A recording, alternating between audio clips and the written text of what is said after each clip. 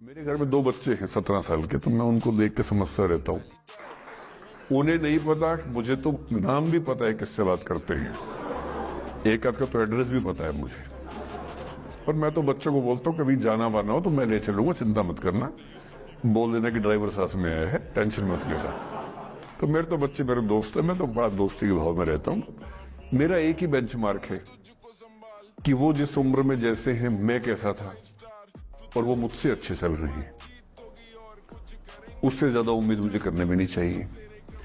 मैंने जो कुकृत्य 8वीं क्लास में किए थे उन्होंने 11वीं क्लास में किए, तो बहुत है। मैं ये क्यों मान के चलूं कि वो देवी देवता पैदा होंगे? मेरे ही तो बच्चे हैं भाई। जीन तो मेरे ही है, तो कैसे देवी देवता हो जाएंगे?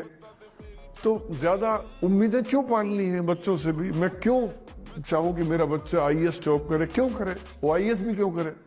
उसका मन करेगा तो करेगा, नहीं करेगा तो भाड़ में है। अगर वो कहेगा कि मुझे स्टार्टअप करना, स्टार्टअप करेगा भाई। अगर वो कहेगा मुझे